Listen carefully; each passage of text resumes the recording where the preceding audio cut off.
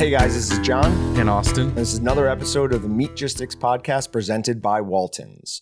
We've got a bunch of good things to try here today. One of them I am super excited about. Actually, they're both very excited. Let's jump in to the one that I'm more excited about, though. This is my dry cured pepperoni sticks, and we made it in this test dry curing cabinet that we've been bringing in, seeing if we feel like we can carry them, sell them. And I was nervous, to be honest. The only other time I've made a dry cured product, Dylan basically held my hand all the way through it. And that was like 5 years ago, which, by the way, we still have some of those sausages in the freezer. Some of those old dry cured sausages we made. I know, because sometimes I'm scared to take something out of there because I'm like, Dylan has a plan for this. He's going to get mad if I take it. But it's been in there long enough. I think we should just not tell him. I don't think he's probably going to listen to this anyways. I'm fairly sure he knows they're in there. Yeah, but we could just go. We could just take it and eat it. We could do that. You snooze, you lose. Yeah, there's definitely some truth to that. Speaking of a plan for this, one of the things that we're going to do is on the next live stream we do, instead of sending out jerky, I'm going to send sticks of this pepperoni. So it's dry cured. So what does that mean? That means instead of thermal processing it like we would with a snack stick, a summer sausage, or the way we do summer sausage, instead we relied on a starter culture to affect the sausage chemically. We're dropping the pH and we're cultivating good bacteria within the sausage. The pH is going to keep everything safe. The good bacteria is going to develop great aromas, great flavors, and fight off some things that we're worried about growing in there. Then we lower the water activity in the product by leaving it in the dry curing cabinet for a long time, where we can control the temperature and the humidity. The humidity is a big one.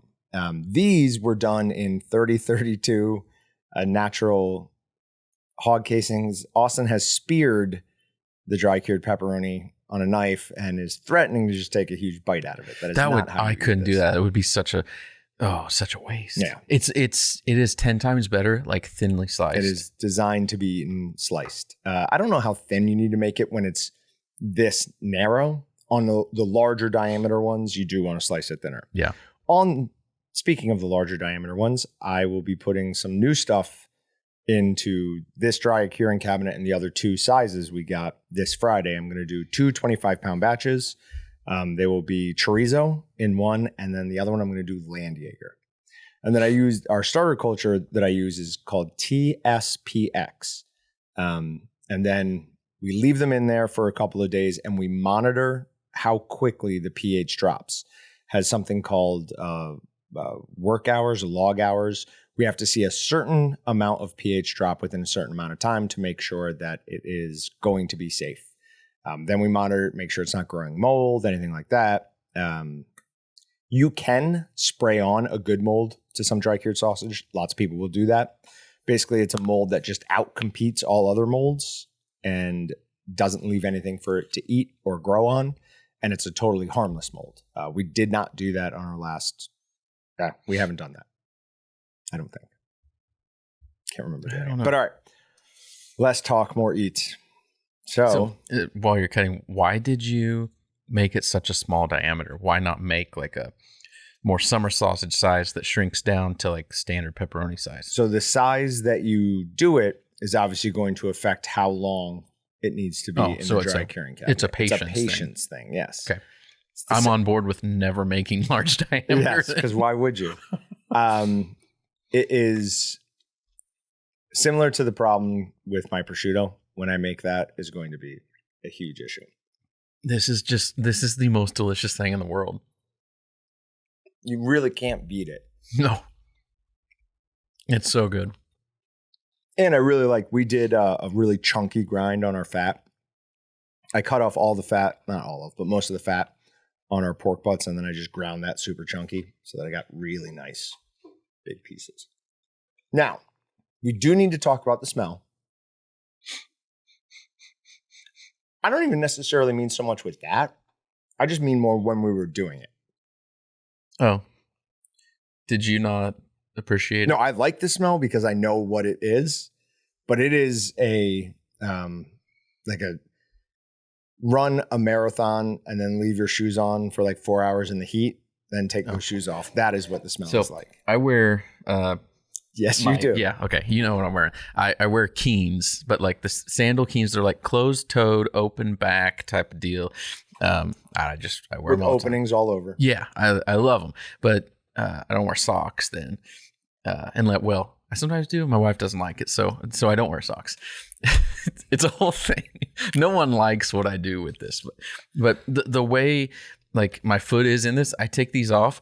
The way that my shoe would smell is like almost exactly the way this smells.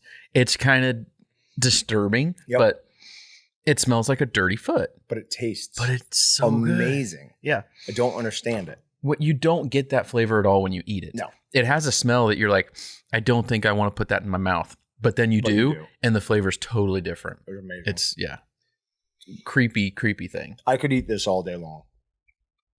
In fact, I have kind of been. But next live stream we do, we will have these in place of our usual sausage. So those will be larger rewards than they normally are. So, but yeah, the TSPX, super simple to use. I was worried that things were going to go wrong, that I wasn't going to get the right pH drop, but everything went pretty much perfectly. So I'm really excited for that Land Jaeger. I think that could be really interesting. It's going to be interesting, yeah. I'm not going to squish it down, though, because I want to just hang it and leave it. Would it go faster if you squished it, though? Oh, that's a good question. So you might have to squish it. Good question. I might have to squish it. Because I'm all... Smart, Austin. Yeah, after talking about the large, small, faster, it's just a patience thing, I'm all for smaller diameter on these things. Until we build up a stock. Right, like, and then whatever. But I need this in my life fairly consistently. Yeah. How much do you think is going to fit in our other two cabinets? The big one should fit over 25 pounds. So this was a 10-pound batch.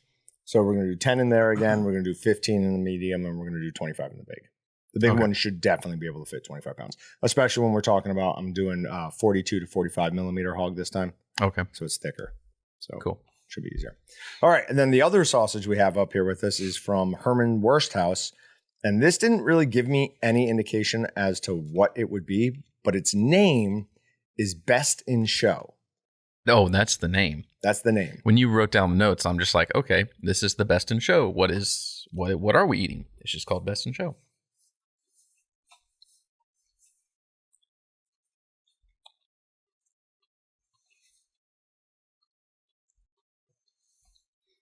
It's blue ribbon brat with something.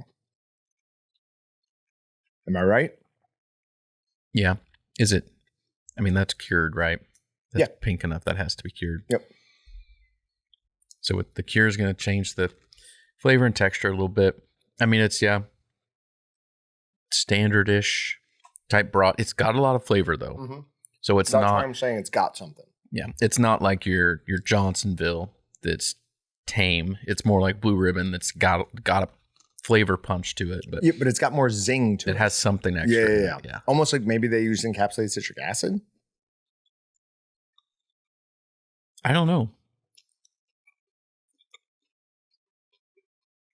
It's good though. Mm-hmm. I could eat a lot of that. Definitely has something kind of tangy to it, but I can see why that would win Best in Show. That's very pleasing to eat. To be honest, I would rather have that as a fresh broth though, and not cured. Why? The cured just like it adds the cured meat flavor and texture to it, and I feel like it pushes it more towards like the hot dog smoked sausage arena versus the texture of a fresh broth is different. Oh, yeah, for sure. But texture doesn't really play into that for me that much. Really? Not much. Mouthfeel doesn't bother you? Palate appeal does not bother me.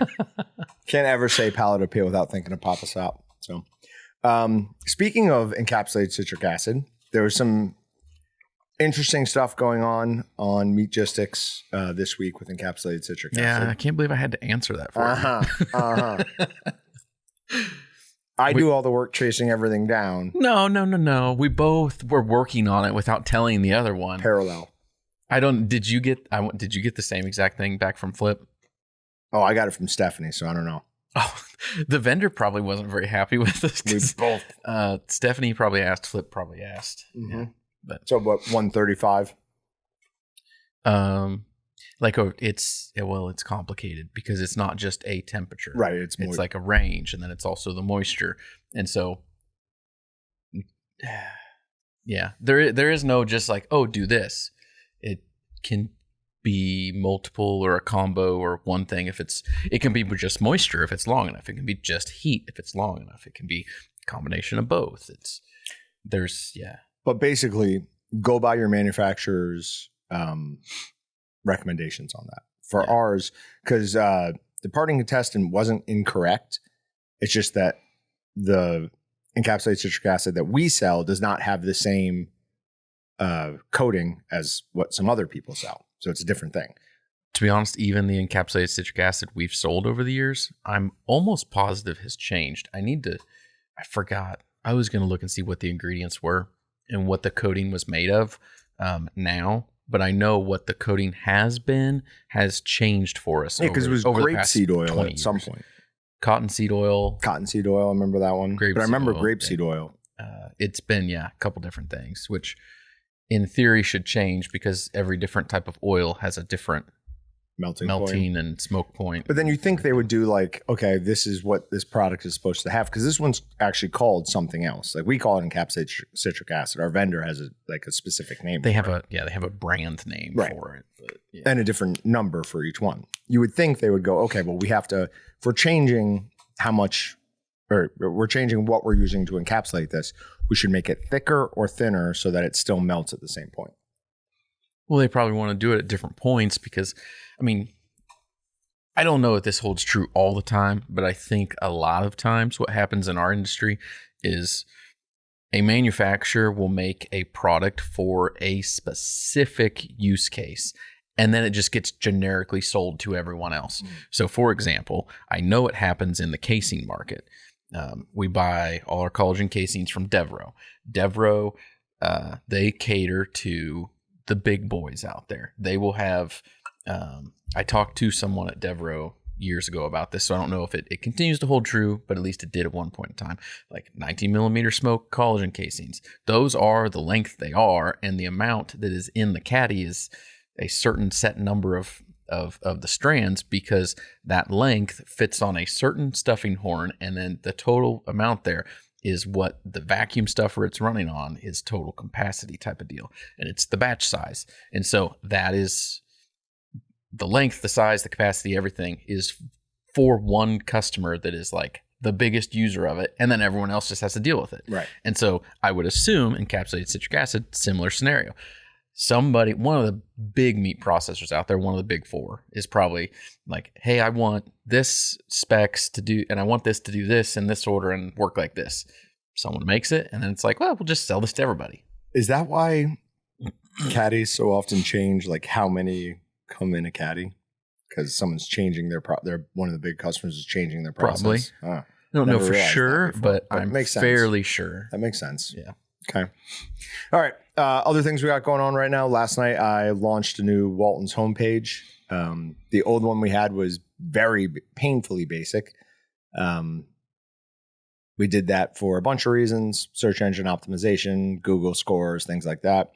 But the new one is a lot more interactive. It actually has some more stuff on it. So it's not just the drop-down link at the top. So go there, check it out. Let us know what you think. We've got a thread on Meatgistics for people to report any issues that anybody might be having on it. Austin is just scrolling up and down. Yeah, I know. I'm aware. Thank you. I broke it last night taking that out. So two things. As soon as I went live with it, I noticed two things right away. One was that packaging was going to casing and casing was going to packaging. And then in fixing that, I made equipment go to packaging as well. So I was angry. And then I saw that. I was like, oh, I know how to fix that. Went into the back end, came back to it, and everything was single stack. Like it went that seasoning things and then packaging equipment, and nothing had images. I was like, okay, I've broken this. So fun. We're working on fixing that. Now, what he's talking about, by the way, is the fact that the word homepage appears at the top all the way to the right, because that's what I created the page as, homepage. So wouldn't let me do nothing. It wouldn't be any fun if there wasn't something that could give you grief about. Fair enough. Fair point. Oh, thinking of things to give you grief about. Now, there's also things I need to give you encouragement on. Should we tell people what you are involved in tomorrow, which will have already happened by the time the podcast is out? This will have already happened. But we're doing some sort of sponsorship for like a fundraiser thing here in town for like the Kansas Junior Livestock Association. I think is what it is. And like each group there puts forth a person for Bowl-O-Rama. And so Jon has willingly or unwillingly been voluntold that he's the bull rider for That's right. So it is a mechanical bull, so I'm not going to get hurt too badly.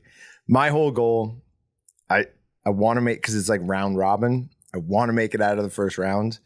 And then we'll see how that goes. If I do well, then I'll want to do better. But my real fear, and Austin and I have already talked about this, is it's for youth. I just don't want to be competing. I will not do it if it's a bunch of kids I'm competing against. I'll just go, nope, I'm out. Or I'll just jump right off or something. Maybe we missed the memo and you're supposed to have a youth like attend and be that person. If not, we're gonna have a 45-year-old guy win it. I'm gonna win it all. And then I'm gonna make so much fun of them. I'm gonna yell at them. I thought you were good at this.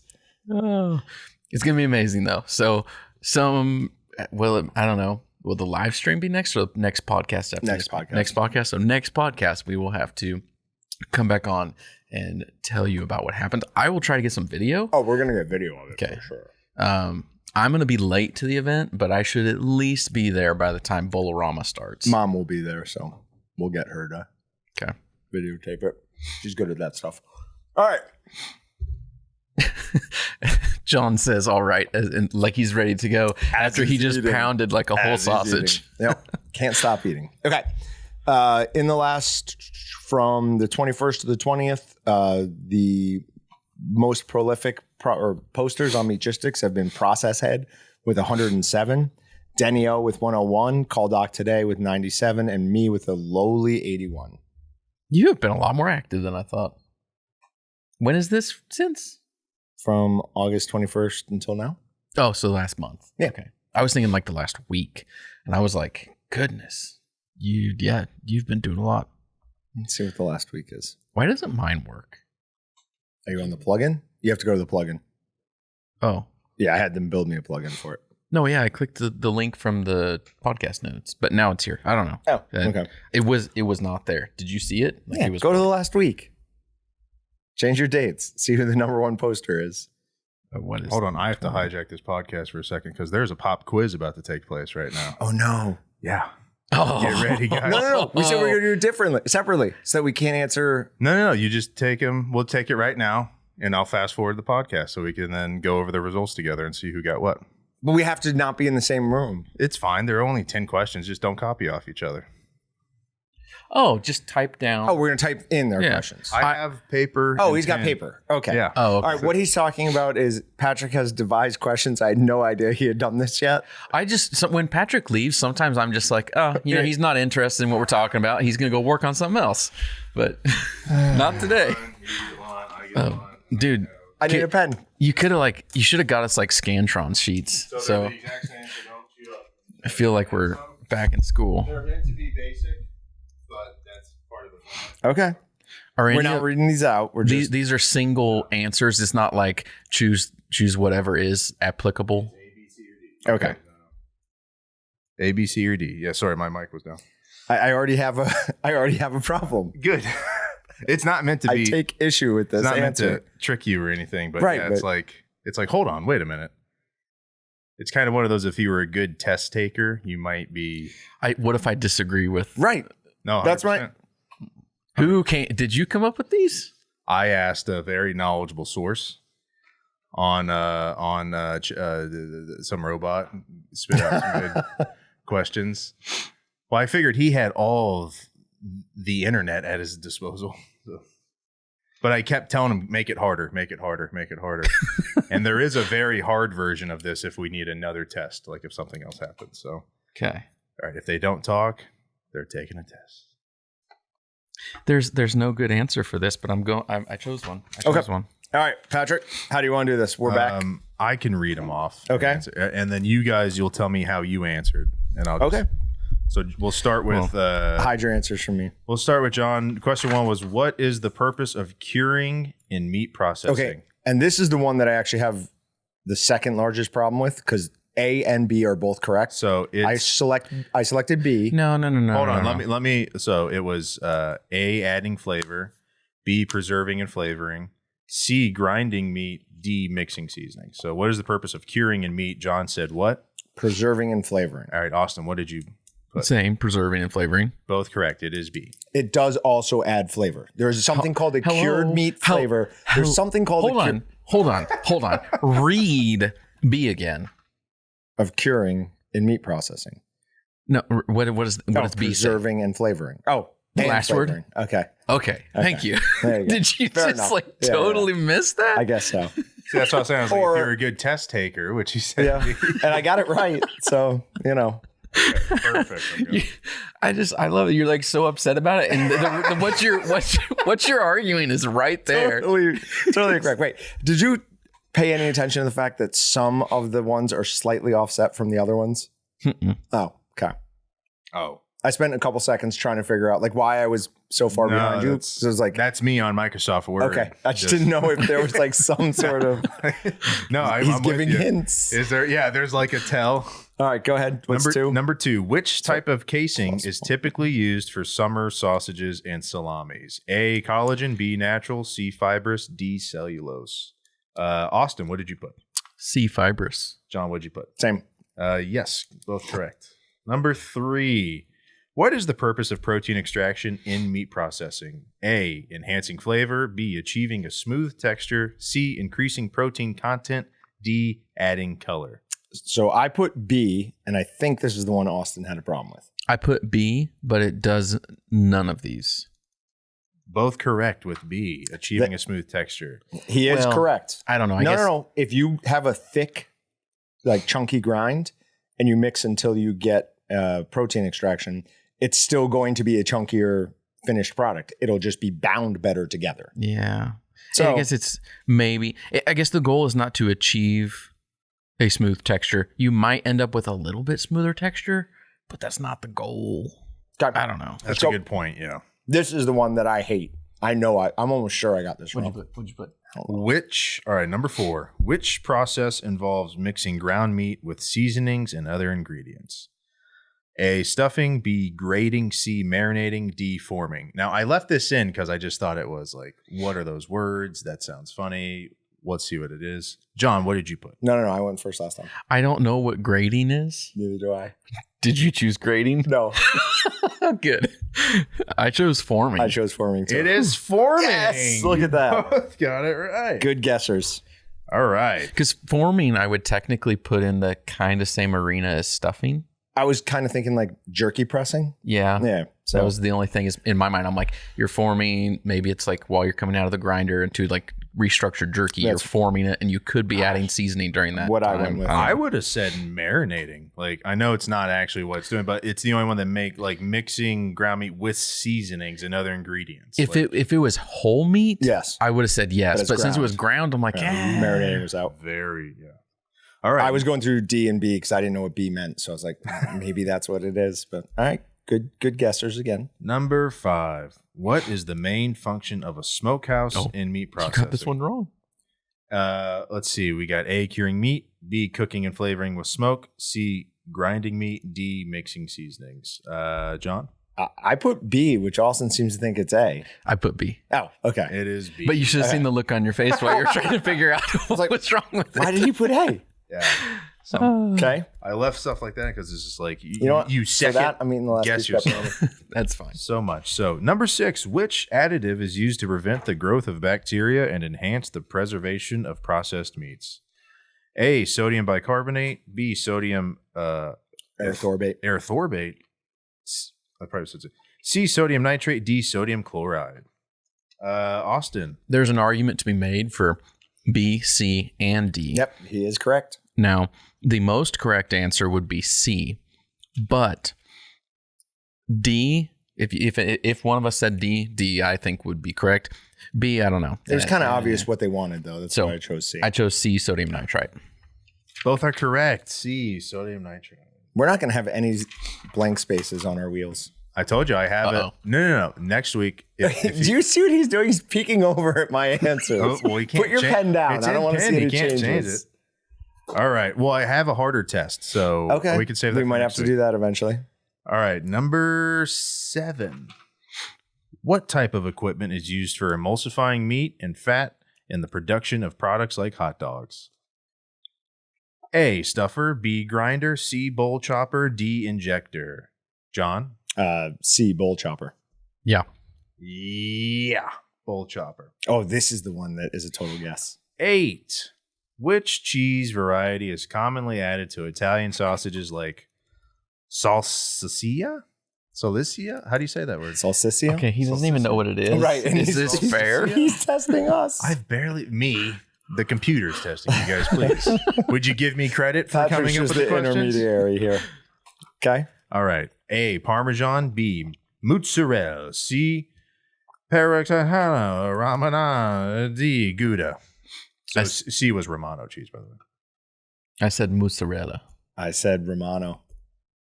Wow, you guys finally have. Do we? B. It is B. Sorry, Austin. It's C. Yes. Yes. +1, -1. See, I almost chose that, but I'm like, what is +1 and what is -1? pecorino? Pecorino Romano. I've been starring. Starring's good too. I want to feel like too. I'm in first grade again and get stars. The +1 is the most youngest of. No. Oh, okay. Stars. We got +1. Before you get grades, you basically just get stars or no stars. Wait, how? I mean, could you draw a star before so you we could got put one? like we would get sunny days or cloudy days for like overall, but we would get +1s and -1s on like everything. No wonder your generation's so soft. We got none of that. We just did the work and moved on. I would say the exact opposite. We got used to being told we sucked as little kids. All right. Yeah. Bad job. Later on, they came out with No Child Left Behind, and so yeah, Nightmare. Okay. I watched 9/11 in school, so I don't know. I think I got you guys beat. Are you in college during that? In between. So In between. The in-betweeners. the year in between my no, why was I home? I was in September. I was out of college by then. Yeah, I must have already left Siena by then. Okay. Yeah. All right. Number 9. What is the primary purpose of adding phosphates in meat processing? A, enhancing flavor. B, improving texture and moisture retention. C, preserving color. D, increasing protein content. Austin has already starred both of his. He's so sure. It's B, improving texture and moisture retention. Yes, it is. Correct. All right. Number 10. What is the function of a vacuum tumbler in meat processing? A, removing air from casings. B, marinating and massaging meat. C, grinding meat. D, stuffing sausages. Austin? B, marinating and massaging. John? I agree. So, it looks like 90%. I want an extra needs credit improvement on that. Yeah. You write needs improvement. I still got an A. I wrote 100% and great job. So that's the bit, yeah. 90. That's too bad. No, I only have one blank spot. So I don't. One blank spot per wheel. All right, next week, tune in. It'll be an even harder test, and then that'll decide the amount of blank spaces. Okay. I think that was the last thing. No, we actually do have one other thing to talk about that's not really meat matters. Craig Mail, he's occupational and adult education leadership professional development manager. He does stuff down in Oklahoma. He is putting together a program to teach both young adults and even high school kids about how to get into the meat processing industry. He's reached out to us in the past for just some information and for some media that they can use in their teaching materials. So he is doing that again. It looks like they're actually moving forward with it a little bit. So it's going to be a little bit more beefed up of a information. Austin just took the skin that I peeled off the dry cured pepperoni, smelled it, and then rolled his eyes. So I think he's got a problem. But it's an awesome thing. If anyone is interested in it, look up Resource Center for Career Tech Advancement and look up Craig Mail. It's a really cool thing. So, okay. One other thing quick before we go. I ran the ozone in here last night to try to get rid of the sausage smell. It actually smelled more like sausage in here this morning than ozone.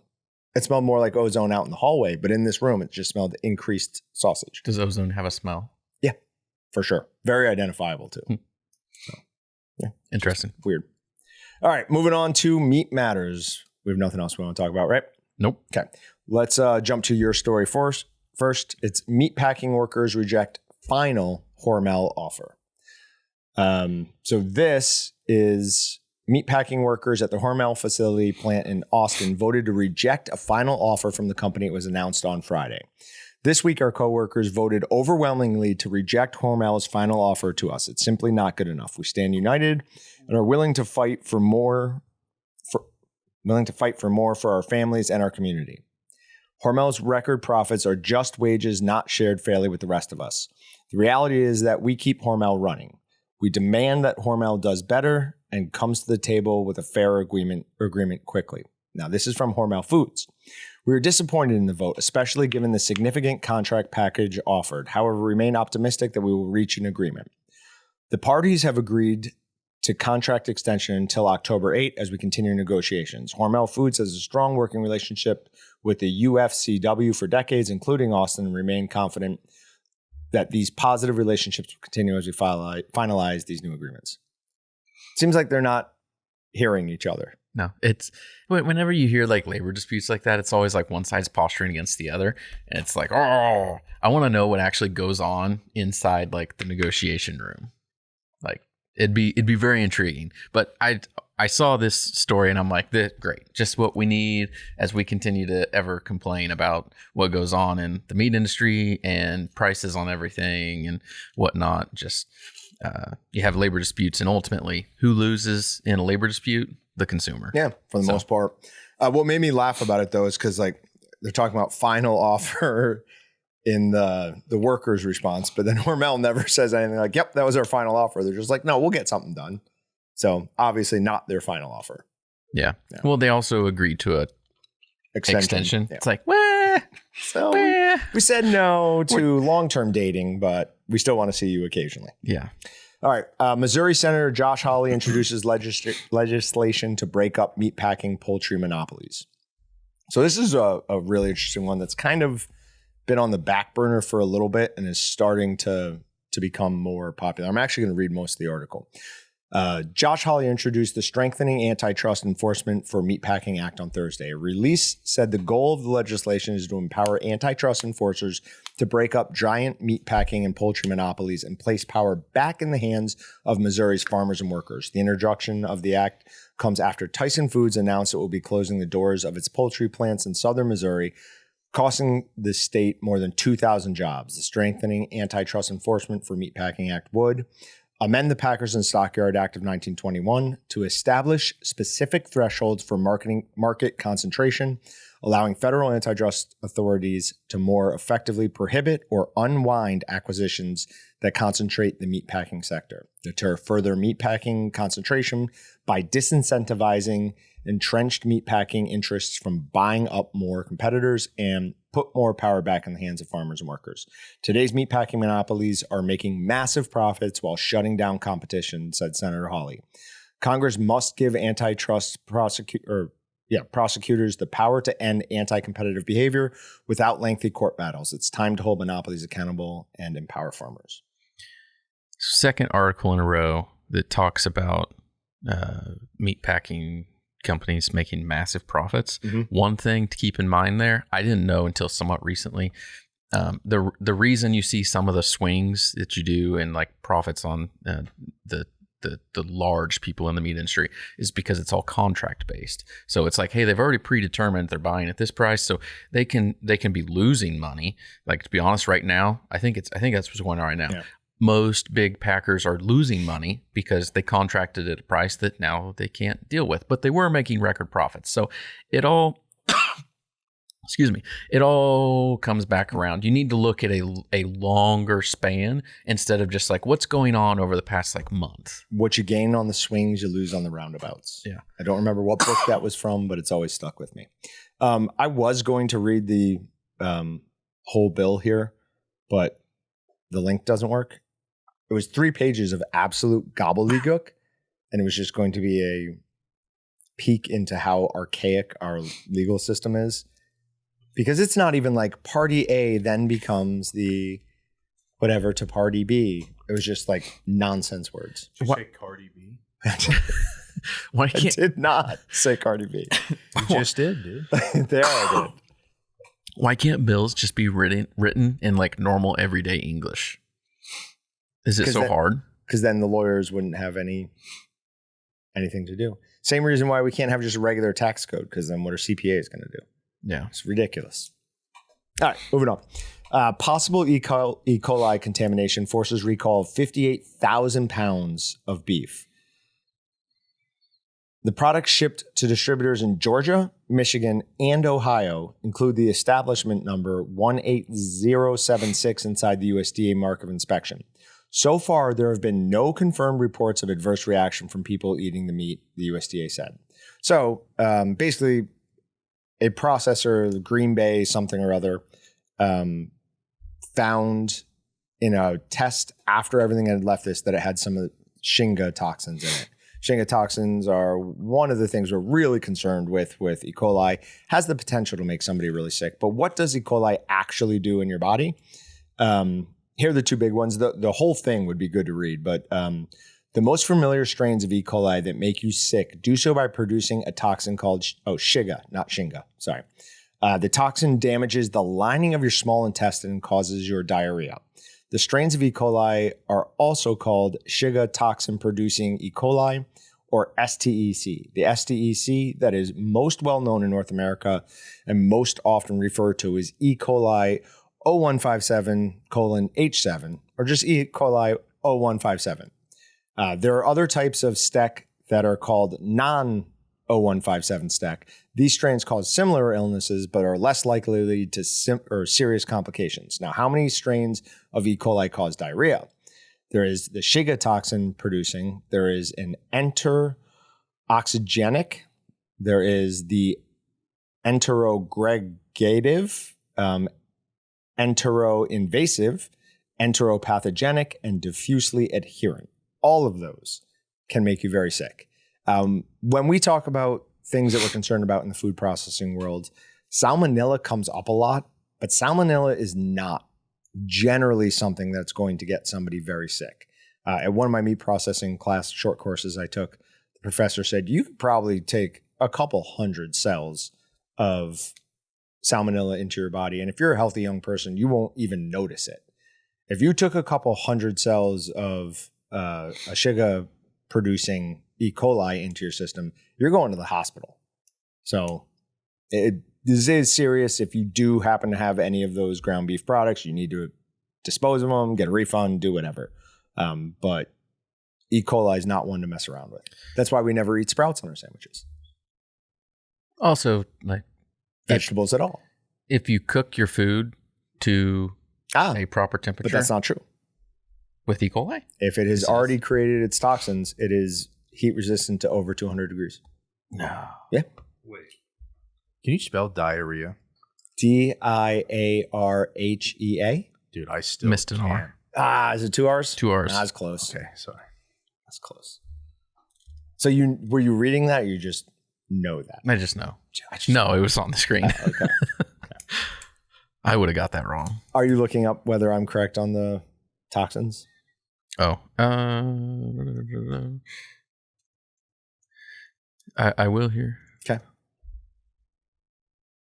I only said over 200 degrees. So when it comes out to be like 400 degrees, I was still right by saying over 200 degrees. And very few of us are cooking our meats above 200 Just degrees. like sodium. So you have to look at like the toxins. No, we're going to move on. I don't know. We're going to have to We're move gonna on. Wyoming Ranch produces premium wagyu beef that scores in the top 1% of the planet. And this is from your Wyoming news source, the Cowboy State Daily. Now, when I was growing up, the best beer and the best sausage was all made over in Europe. Somewhere in the late 90s, early 2000s, that started to change. We started making better beer here than they made there. Same thing with sausage, probably over the last 15 years. we are now taking Wagyu over from Japan, other areas where it's been previously. We are now the best producers of that, is how I read this. Now, I reached out to the ranch that is raising this beef is called Hawks Hill Ranch. And I reached out to Tanya because we've talked about getting somebody on the podcast before who has, raises a good amount of Wagyu and can talk about what the differences are, what the difficulties are, why is the meat so much more valuable? And she responded immediately. She was very, very nice. She said, "Thank you so much for giving Hawks Hill Ranch Wagyu a spot on your podcast. It's really neat. We're grateful for the opportunity. We strive to raise 100% full-blooded Wagyu in clean and stress-free environments that produce a highly marbled end product. We do this by carefully selecting genetics, never crossbred, meticulously caring for the Wagyu, and being extremely specific about their nutrition and our program. We never confine the steers to a feedlot. We pasture raise and grain finish. Our grain is formulated by a Wagyu nutritionist specifically for Hawksbill Ranch." That's got to be expensive. Mm-hmm. Like, hey, make me feed that's specifically good for mine. Allowing them to move around the ranch and be clean, happy, and stress-free animals. This has worked out in our favor and has produced the best tasting, highly marbled Wagyu available. So she also we emailed back and forth a few times. She's very open to answering any questions that anybody has on Wagyu raising, what goes into the farm. So post that in the podcast that the podcast post that Patrick will do. I will send those to her and we'll get her to answer them and maybe have her at some point on the podcast. Very cool. But very nice person. Seems like a great company. I'm very, very happy for him.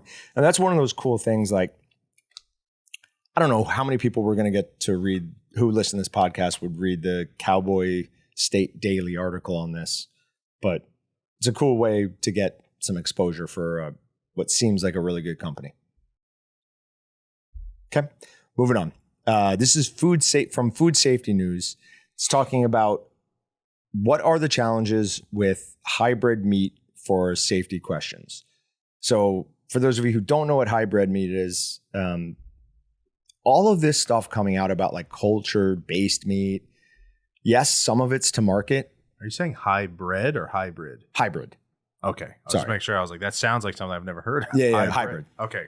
So cultured meat, for it to grow to the point where it'd be a significant portion of the market, that easily could be 100 years. So what companies are looking at doing is creating something called hybrid meat, which would be partly culture-based and partly plant-based. That would speed up the market penetration by making it cheaper. I would argue it's clearly also going to degrade the finished product, meaning it's not worth it. But this article goes into the depth about a bunch of things. I left out the part that was pushing for this because whatever, I obviously have an opinion and I want to talk about my opinion, not the opposite of my opinion. But it says, on the other side of the fence, when considering if lab-grown meat is safe, an in-depth analysis for the Food and Agricultural Organization of the United Nations and a World Health Organization expert panel pointed to 53 potential hazards. We're not going to go over all of those. As commercial cell-based food production grows, there is an increasing urgency to answer one of consumers' most important questions. Is this safe to eat? For this reason, the FAO, in collaboration with the World Health Organization, has produced a publication called Food Safety Aspects of Cell-Based Foods. The 134-page document, based on extensive scientific literature, aims to share the current state of knowledge with relevant stakeholders and inform consumers about the food safety aspects of cell-based foods. The results, according to the report, show problems and negative health consequences can include contamination with heavy metals, microplastics, and nanoplastics, allergens such as additives to improve the taste and texture of these products, chemical containments, toxic components, antibiotics, and prions. What are prions? Prions is what gave us mad cow disease. So I would say that's a pretty good reason to avoid it. They also say, then too, a 2019 Oxford study shows that production in very energy-intensive bioreactors could be worse long-term environmental consequences than livestock farming when looking at CO2 emissions. So stay away from cell-based meat. It's going to give you mad cow disease, and it's worse for the environment. Yeah, That's what I took away from that. maybe. So Definitely. my what was running through my head in some of this is I've never thought of before is on cell cultured meat, that stuff. Like, could you avoid like all the connective tissue? So could you have a more tender piece of meat because you avoid all that the little piece of gristle that you get from a steak that you didn't buy the most high end steak, but Probably. you're like, I still got steak, but then you get a piece of gristle and you're like, Most of the KC strips have that one like kind of tendon running down the middle. I don't mind that. I just cut right around it as part of eating meat. Yeah. I really just don't like it because I feel not just one of the reasons I really don't like it is I already feel like we're too disconnected from our food. Like the vast majority of Americans have never eaten anything they've killed. That's a problem. Like that, this is the first time in human history that has happened. All throughout past, even when you were talking about people who lived in cities in the 1800s, they would still go out, get some of their food. Now everyone's so divorced from the reality of what it takes to survive.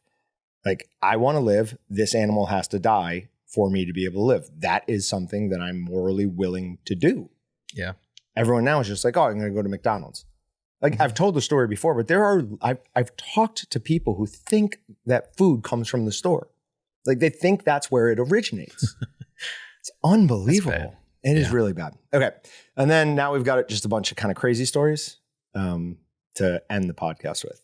First one is a district court in southern Sumatra has sentenced a woman to 2 years in prison and handed her a heavy fine after she recited an Islamic prayer before eating pork on a viral TikTok video widely criticized in Indonesia. Wow. 2 years. So pork is Obviously not approved. forbidden. And so she said a whole Islamic prayer and then ate some pork, and they did not like that. And she's in jail for 2 years. That's crazy. Be happy that you have freedom of speech and freedom of religion within America, because that is beyond dystopian. Yeah, that's nuts. Absolutely terrible. Okay. I have this one called Man News because this is like one of the manliest things I've ever heard. So this is from Fox News, and it's Montana Navy veteran has jaw torn off his face in horrifying grizzly attack. So this guy's somebody Norlander. He attempted to shoot the larger bear, but his weapon misfired. He did not have time to retrieve his bear spray from his backpack, so he had to use his fists to fend off the massive beast. The bear lunged, and Norlander threw a punch in an attempt to slow it down. God, I love that. Don't think that'll work. But it was no use. The animal got on top of him. The grizzly left a large scratch down his right chest, bit his arms, legs, and to top it all off, gave him as what Rudy describes as the most disgusting French kiss of his life before biting down and tearing off his lower jaw. So basically, this guy runs an outfitting company out in Montana, or I don't even know if he runs. I think he runs it. He had 2 guys on there on his property hunting that he was allowing to do it. They shot a deer. He heard that they couldn't find it, so he went out to help them track it. He wasn't with them. He was tracking a deer, but it wasn't that deer. It was a deer that I guess grizzlies had attacked. So he sees a grizzly over the thing or over the kill, goes to pull his gun and back up. A much larger 10-foot grizzly comes out of nowhere and's on him before he can fire. This is, I'm obviously this guy knew what he was doing. He owns or manages a hunting preserve is the wrong word, but a hunting lodge. He knows what he's doing. It is a good idea to check your weapons before you go out in the field if you are worried about grizzly bears, mountain lions, badgers, really anything. If you're afraid of deer, you should check your rifle before you go out to make sure that it all works, because that is absolutely horrifying. I don't know how he would possibly recover from that, but I pray he does. It said he's in stable condition. Oh, yeah. I mean, he's going to live, but is he going to live without his lower jaw for the rest of his life? Oh, yeah. You're going to be on a liquid diet. Oh. I bet they could reconstruct a new one. It's not going to look or function quite the same, but I bet doctors can do some sort of reconstructive If surgery. they do bring it back even to like a modicum of what it looked like, maybe worth it. Best story of all time. What happened to your face? A bear bit my jaw off and ripped it off as I was punching it. He won't be able to talk again, though. Yeah, man. Write it down? I don't know. It's still awesome. Point and do charades. Not laughing at him is a terrible thing, but He didn't. It says it. He didn't pass out through any of it. oh god, Through fear, can you pain, imagine? and blood loss. I just came nothing. in. Oh no. This guy got attacked by a bear and it ripped his jaw off. Terrible. The best part of the story, though, is that That he he lived. punched it and it didn't slow it down. Like, did you think you were going to slow down a 10-foot grizzly with a punch? I don't know what you do there. Oh, Like, people always talk about fight or flight. I was talking about this with somebody a couple nights ago.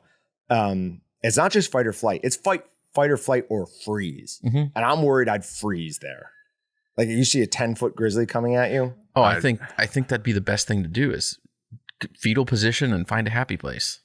You go to fetal position if it's a mom with her cubs. If it's a male grizzly that attacks, you fight all the way because it is intending to eat you. You are not going to win. I don't know. Have you ever seen the huge knife that I carry around all the place? I've That been is yelling- specifically to stab a grizzly. If it's Yelling, got do it. you have babies? I don't want to do this. in If you Wichita, have babies. Kansas? In Wichita, Kansas, I'm making sure that there are no grizzlies coming to get me. Hold on, ma'am. Do you have cubs with you? I mean, sir. I need to see. You assumed its gender. I did. So that's why it's mad. This one is completely not related to food processing, but it's my favorite headline of all time. What? Yep. Read it out. Florida woman reportedly poured Mountain Dew on herself to remove DNA. DNA? Yeah. Jeez.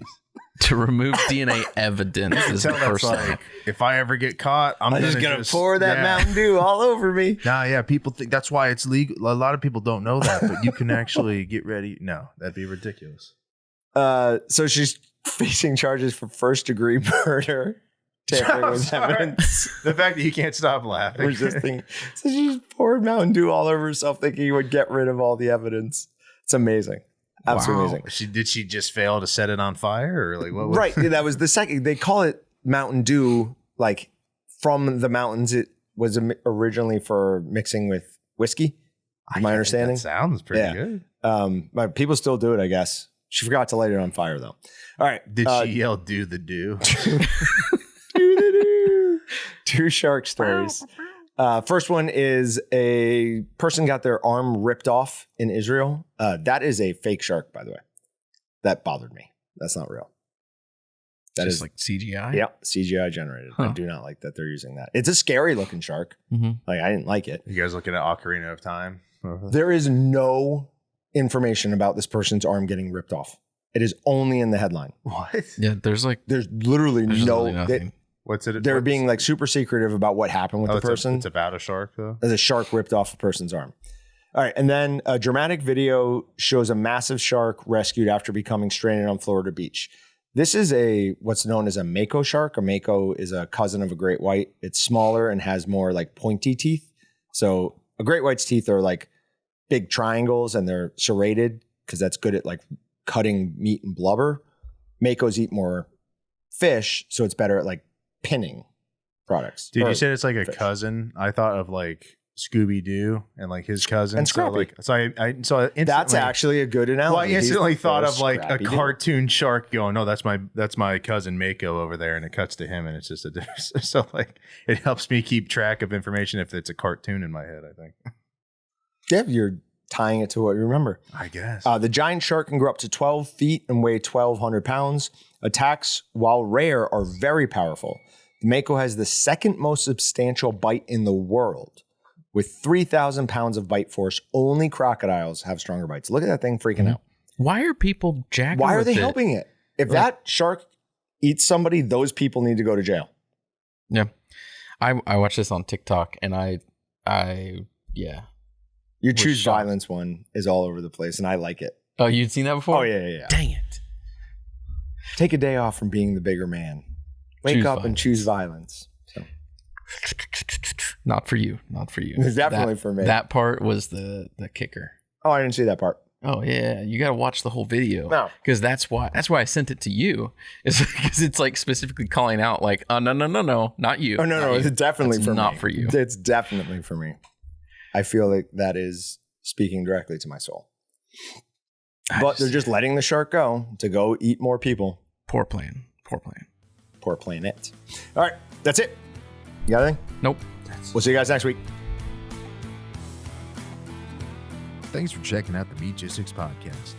To shop everything but the meat, head on over to waltons.com. To get your meat processing questions answered by experts and enthusiasts alike, head on over to our online community at meatgistics.com. Waltons, everything but the meat.